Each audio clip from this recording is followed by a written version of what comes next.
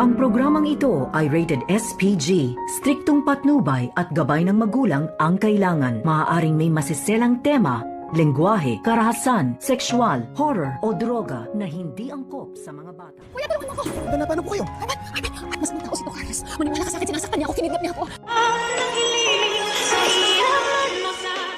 Maligayang pagbabalik muli at welcome back dito sa aking munting channel. Narito na nga ang ating pakatutukan at aabangan mamaya sa abot kamay na pangarap. Dahil nga sa ginawa dito ni Lynette, nalagyan ng pangpatulog itong kinakain ni Carlos at matagumpay naman siyang nakalabas ng kanyang bahay. At dito naman nasa lubong ni Lynette itong lalaki na si Arman. At nagulat nga ito na kung bakit nasa labas nga itong si Lynette. At dito humingi ng tulong itong si Lynette at sinabi niya dito kay Arman na tulungan siya upang mapuntahan itong presento na sinasabi ni Arman. Dahil masamang tao nga daw di umano itong si Carlos at nagawa siyang saktan at kidnapin. At nagtataka naman itong si Arman na kung bakit kikidnapin itong si Lynette. At dito naman na pinasakay agad-agad ni Arman itong si Lynette nang sa ganon ay makalayo siya dito sa bahay ni Carlos. At nagulat itong si Carlos nang magising na wala na nga itong si Lynette. Kaya agad niyang naisip na tawagan itong kanyang anak na si Harry upang sabihin na kinakailangan nga nilang tumakas baka nakatembre na itong si Lynette sa mga pulis na kung ano man ang ginawa nito sa kanya. Kaya kinakailangan agad na makaalis sila papuntang ibang bansa.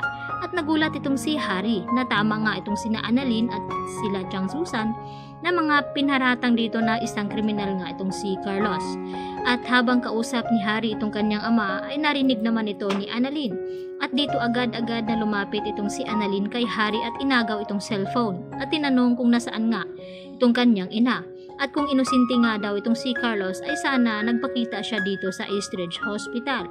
At dito naman agad na pinatay ni Carlos itong kanyang cellphone at hindi na nga kinausap itong si Annalyn. At nagulat itong si Harry sa kanyang mga nalaman dahil totoo pala ang mga sinasabi dito nila ni Annalyn. At ang gustong mangyari ngayon ni Harry na tulungan nga na palabasin itong si Carlos at pagbayarin sa lahat-lahat ng kanyang ginawa.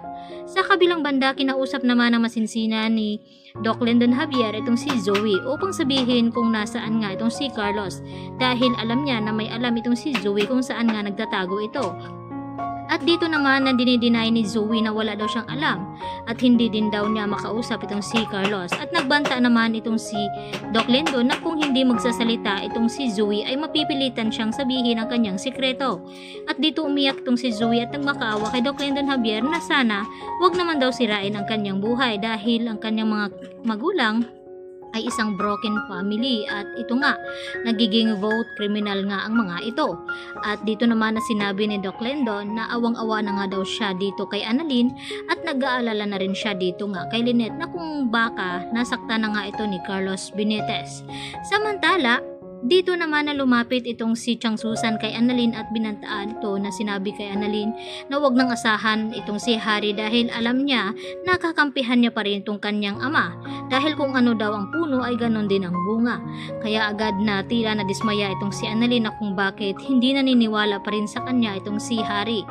Hanggang sa pati itong si Regan ay nadadamay na rin sa galit ni Harry dahil sinundan niya ito at inaya na samahan nga raw. Subalit ang gustong mangyari dito ni Harry ay gusto niyang mapag-isa at mag-unwind. At sakto nga na tumawag itong kanyang ama at nagulat nga rin ito sa nalaman na sinasabi din dito ni Carlos na kinakailangan niyang isama itong si Zoe kapag umalis sila papuntang ibang bansa dahil kapatid niya ito. At hindi nga makapaniwala itong si Harry sa kanyang mga nalaman dito sa kanyang ama na marami pa pala itong sikretong hindi sinasabi sa kanyang anak. At tuwang-tuwa naman itong si Moira ngayon dahil may chance na nga siyang makakalabas dahil ang gustong mangyari nito na gamitin naman ni Zoe itong pag-ibig na gustong ialok dito ni Dax sa kanya upang hindi na nga ito titistigo sa kasong posibleng isampa nga dito kay Moira. At tila hindi naman sumang-ayon itong si Zoe sa gustong mangyari dito ng kanyang ina dahil hindi nga daw niya gusto itong si Dax dahil isang kriminal nga daw. At wala naman siyang magagawa dahil ito ang susi upang hindi nga tuluyang makulong itong kanyang ina. Kaya susunod na rin itong si Zoe sa gustong mangyari ng kanyang ina. Yan lang po at maraming pong salamat sa inyong pananatiling panonood dito sa aking munting channel. Bye-bye!